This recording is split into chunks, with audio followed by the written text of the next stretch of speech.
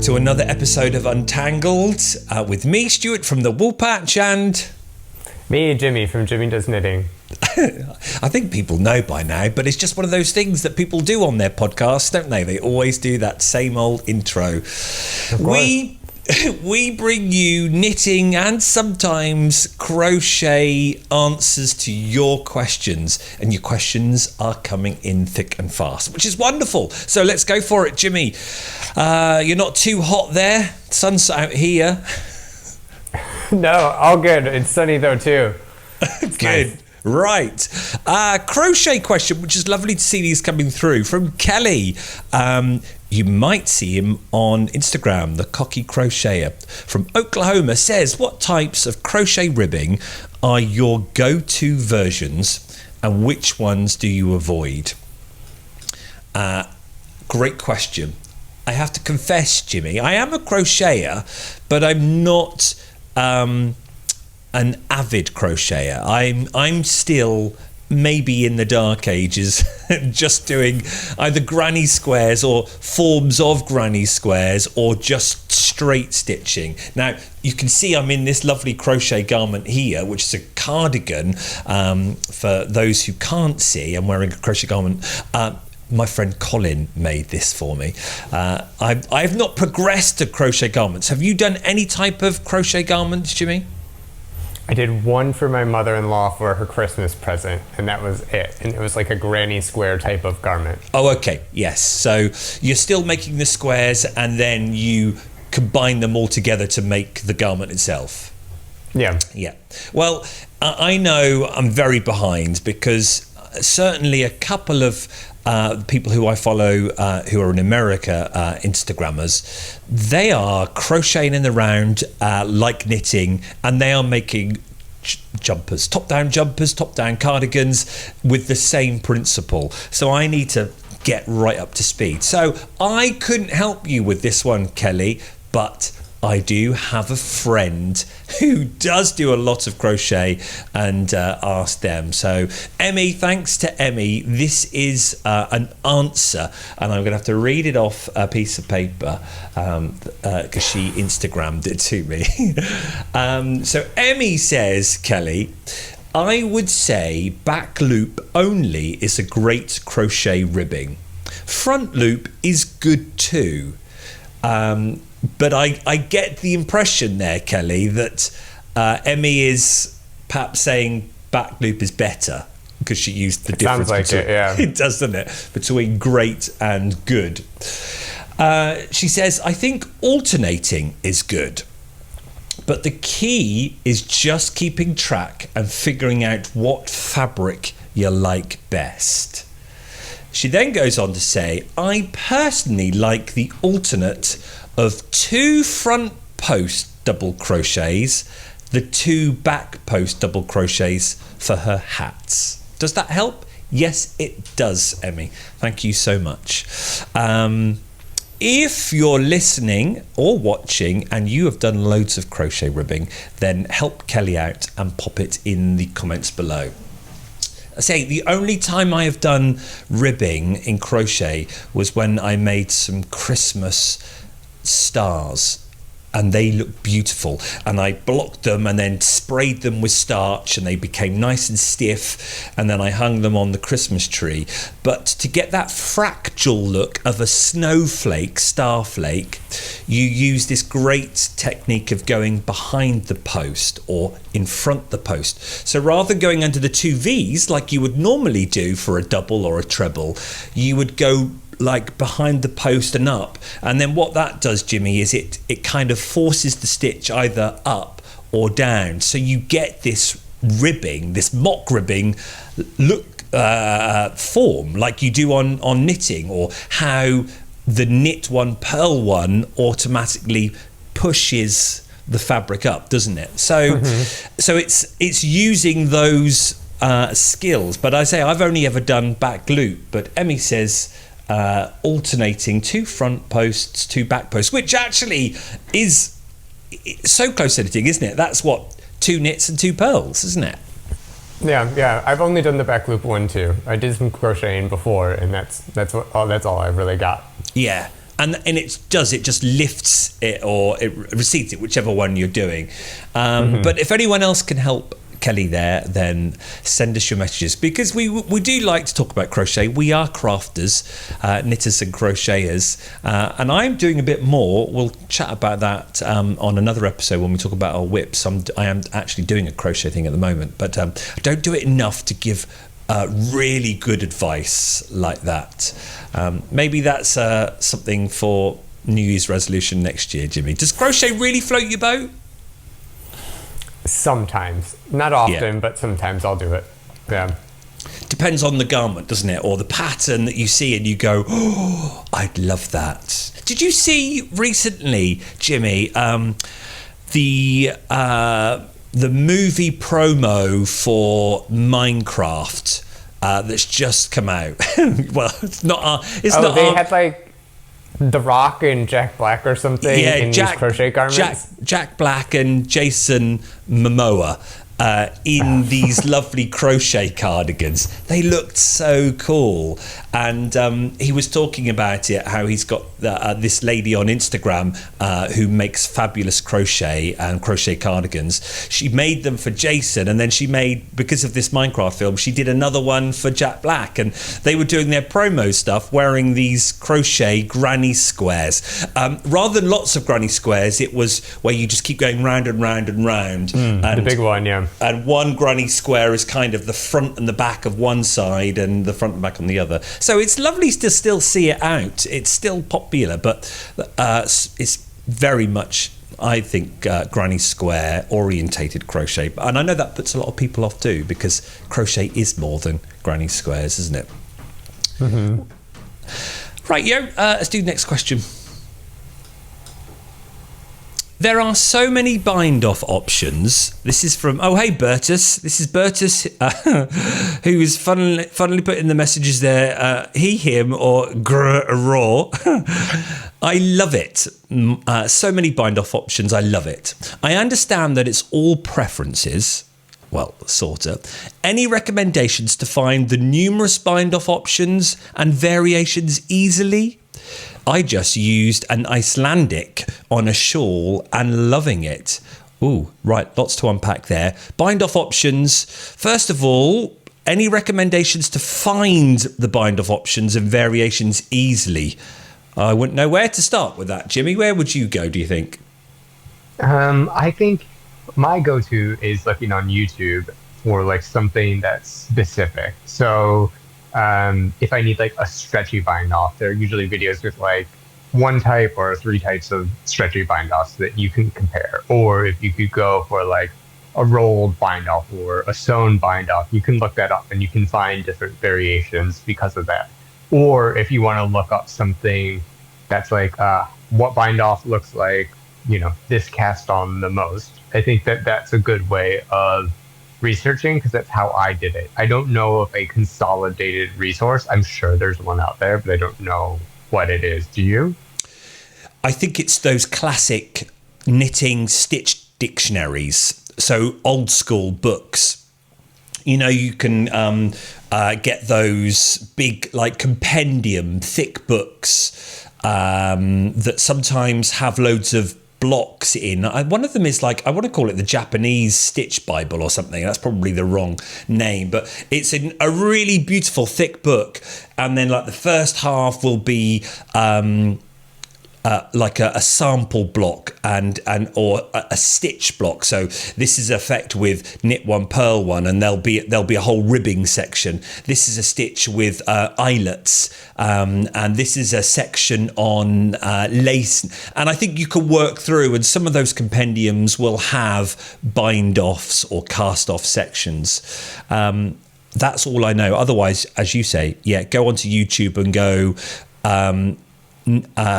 knitting cast-offs ? And see what YouTube gives to you, because I expect there are many, because I presume every country has probably got its, or every culture in the country has got its own way of doing it. Like what did Berta say there was the Icelandic. Oh no, I just used an Icelandic one on a shawl. I have no idea of that one. Oh, Got it get here for you! So, even I have a bind off tutorial for how I do 2x2 tubular bind off. Oh, okay. So you can just look up people in their own ways. I've never seen anybody do it the way that I do it. I think it prevents that jog when you do it, but even I have that. So go and look out. You never know what you're going to find on the internet in terms of bind offs. So, in terms of resources, I don't know. That's what I have. Yeah. But do you want to talk Icelandic bind offs and other bind offs? Yes. Yeah. I have some samples that we could look at. Oh, brilliant. So, there will be a lot of names in this, but let's go for it. So this is an Icelandic bind off, and what it mimics is it's very stockinetty. So this is the Boneyard Shawl by Stephen West. It's very easy, simple. I think it's a free pattern shawl. And I think I knit this in like 3 days. So there's that, but it calls for Stephen West regular I-cord bind off. But what I like to do is knit 2 or 3, maybe even 4 extra rows. And then if you do that in garter stitch and you have a nice Icelandic bind off, it sort of mimics the texture as you bind it off. I don't even know which way is the right way and the wrong way, but you can see it on both sides. Oh, that's the right way. That's for sure. Yeah, because I can see your stocking stitch now. Yeah. Oh, yeah. So this is definitely it, but it still looks like the garter stitch. And in terms of that, it's really good for a bind off. So I would suggest, like, for garter stitch, I always use an Icelandic bind off because it looks beautiful, I think. So that's one way of kind of determining it. Okay. Another one is for sweaters. I'm obsessed with a tubular bind off. So that is, in what I'm wearing, is this. And essentially what it is you create almost a double knit of fabric and then you sew it, which is essentially a Kitchener stitch, to create this like roll of a hem. Yeah. Do you see that there? Yeah. And I think that this is just a really nice, comfortable finish on the hand or the collar with it. And I think it looks good with a tubular cast on. So the tubular cast on and the tubular bind off look similar. So one thing that I have is if I have a cast on, I want the bind off to be like something that's the same. Yeah, absolutely. I completely agree. Yeah. So you can do that. Now, there is a regular bind off. So normally I do a 2x2 bind off, but I have this sweater here, which has a large gauge and it was 2x2 ribbing. And if I did the tubular bind off, I was scared there's going to be a jog. So I just did a regular bind off here in pattern, which is to me, a regular bind off is knit one, slip one over, knit one, slip one over, knit one, slip one over. And I thought it had a nice clean finish and it went with the pattern and ended things pretty well. So there's that one. And that's not too tight though, because the regular bind off, cast off can sometimes be a bit too tight. So people go up a needle. You didn't do that at all? Oh, I go up a needle. I'm so tight. So I went up a full millimeter of the needle that I was using. Yeah. And for me, that gives me really good tension. I absolutely agree. Yeah. There's that. There's a I-cord bind off that you could do, which you see a lot in shawls. Yeah. Which is something. It gives a nice finish. It stops rolling. I also think that it's great for like a summer tee because you have that nice I-cord edge. Yeah, that's lovely. Another one. And then one last show and tell. You know, it's good. It's absolutely good. Berta's got loads to have here. So this, there are a couple of bind offs in this one, but for the ribbing in this one, because of the pattern that I made, the ribbing to match was a 2x1 rib, and to do that with this yarn, I wanted to do a stretchy bind off. So I looked up like Very Pink Knit or Roxanne Richardson, one of those two, and I found a stretchy bind off that works well within pattern.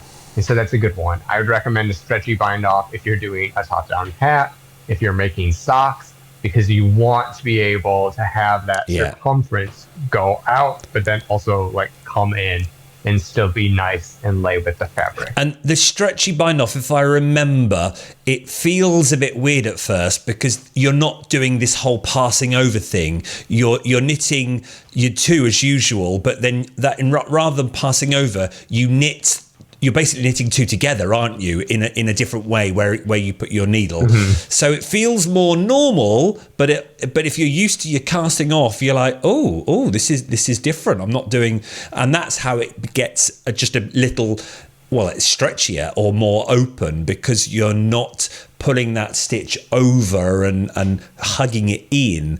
When you're knitting the two together, there's still sort of maneuverability there with all the fabric. Yeah, of course.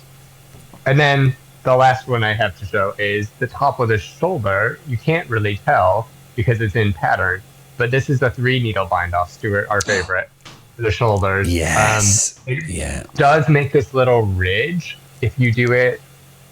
I'm opposite on the camera. So it makes a little ridge if you do it, let's say, inside out. Yeah. Usually this is not exposed. Usually it's on the inside. Yeah. But for this pattern, I put it on the outside, and I thought that it added a nice bit of structure, and then it also had a good detail with the pattern. So a lot of these decisions are based off of what do you want to achieve with the bind off, how do you want to support the fabric, how do you want to use the garment, what looks do you prefer.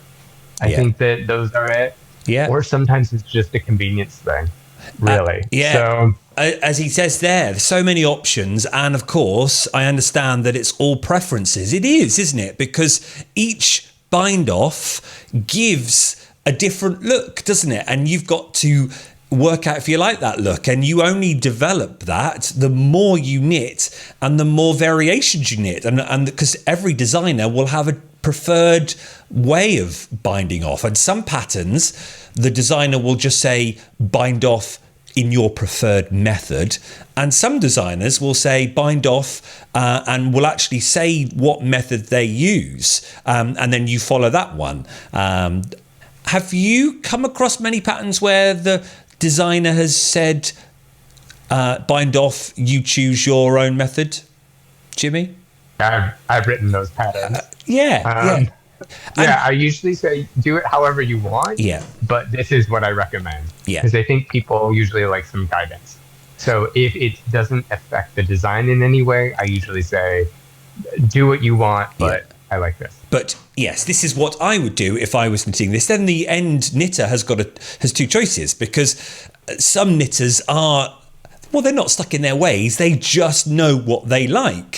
So they'll look at a pattern and go, oh, I'm not going to do that. Well, a bit like me with my slip over a couple of weeks ago, wasn't it? It was like, I'm doing these steps for the shoulders, and I'm not liking how the match stitch was joining this together. So that's when I then learned about the 3 needle bind off and how much nicer it is. So now I will always do that regardless of what the pattern says, because I like the effect of the bind off of the 3 needle. And actually I like that way of working too. So it is something that you develop with time and with your knitting. The more you knit, the more you experience, the more you find out what you like and you don't like. And I think you encapsulated that, Bertus, anyway. You understood that by saying it's all about personal preference. But as for the recommendations, what people say, go to YouTube or get a good old classic book. Try and find one of those lovely compendiums, because I love them, and you just pull it off the shelf and have a look and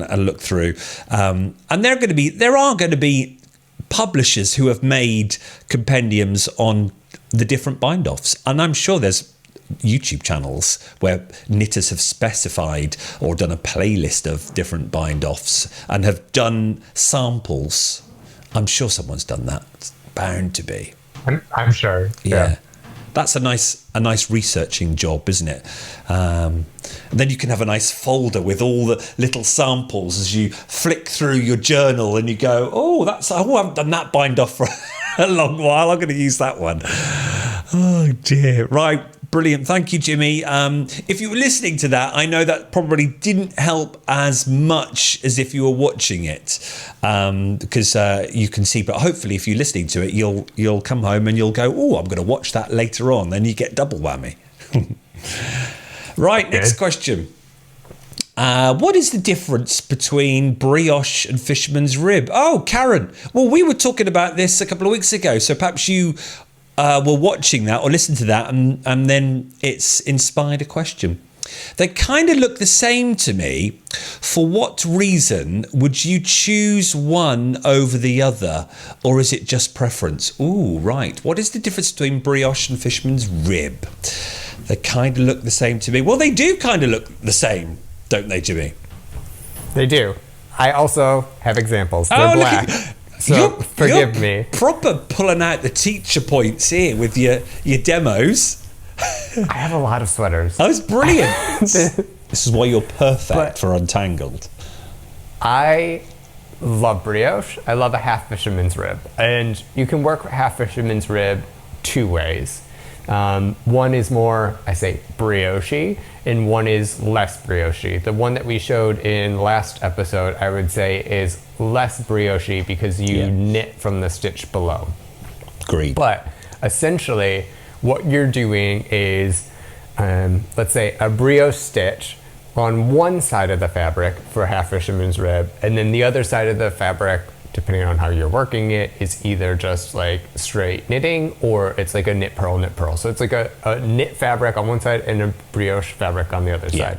Brioche has a slip with the yarn over and then like knit, slip with the yarn over and knit. And I also wanted to say for this one, we're talking about one color brioche.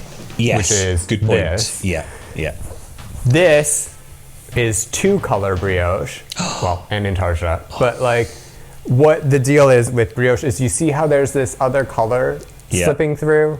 So this is two color brioche, which is not like fisherman's rib, and it's a somewhat different fabric, and it definitely achieves something different. But that's not what we're talking about for this specific one. We're comparing one color. These two. Yeah. Yes. Okay. So, on the front, I mean, I'll hold these both up, hopefully nicely.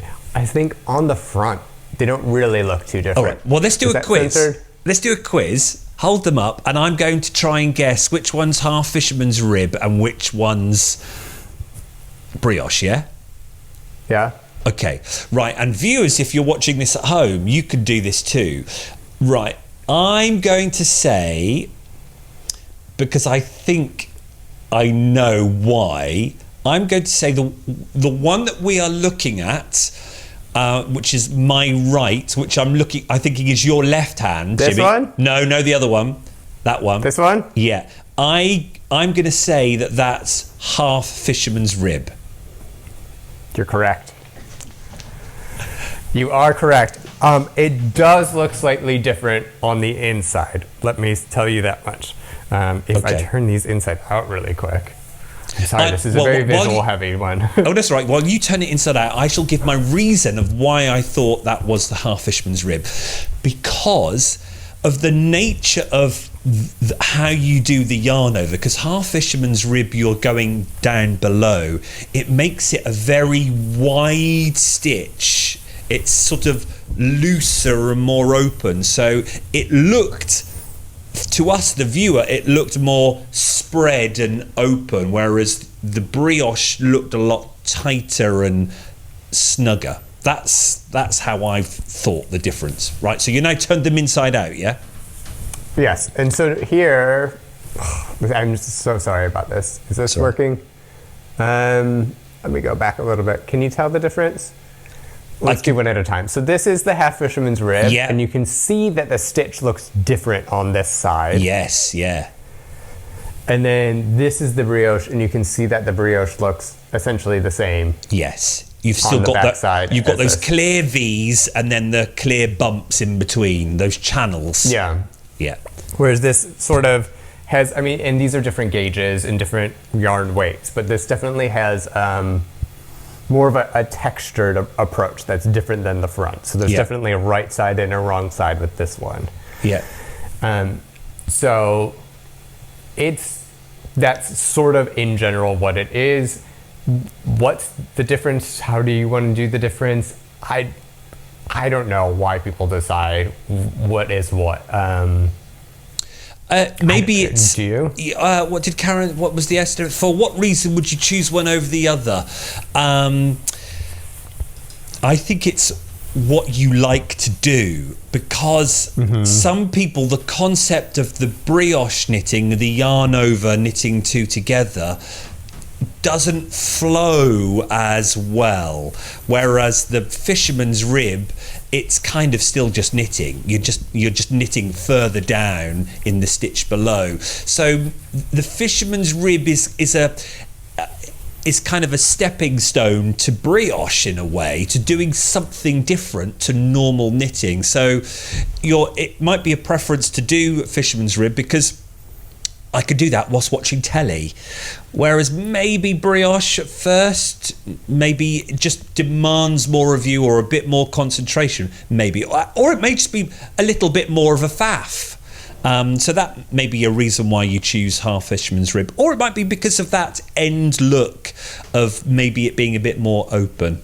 What do you think? I don't know, because I don't do the half fisherman's rib with knitting in the stitch below.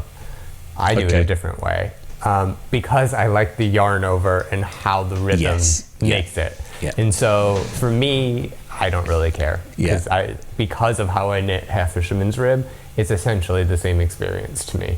Yeah. So I don't think that it makes that much of a difference. Maybe I should tell you the sweaters I'm showing really quick. Yeah, of course. So this is the wrong side? Right side? No, wrong side. Of the Wind Whistles by Les Garçons. This is, I would say, a contiguous set-in sleeve sort of type of construction. And it's all over brioche, and I absolutely love it. A knit top down in the round. And who did you say that was? Les Garçons? Or so that's not Max. Yeah.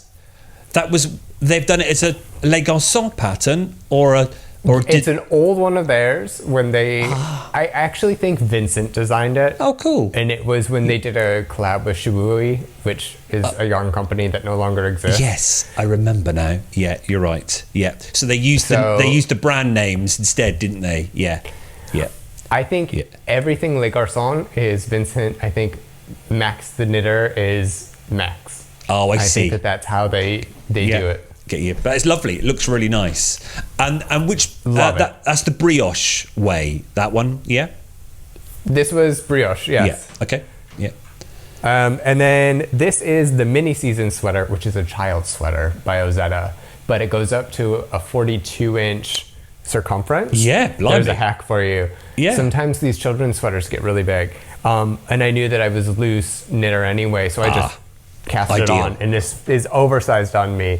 But this is a drop shoulder version of her brioche or half fisherman's rib sweater. Yeah, the adult version is a raglan for some reason, and I didn't like that. I liked your neck detailing that you said you enjoyed. I love it. I think I've got to do that because I love the half fisherman's rib. I just love the rhythm that you can get from it.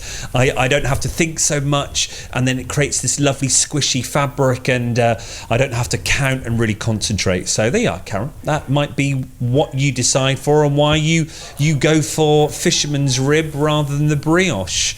Or you then might think, do you know what? I actually do want something a bit more challenging. And then you'll start doing the brioche, and then you'll start doing two-colour brioche, and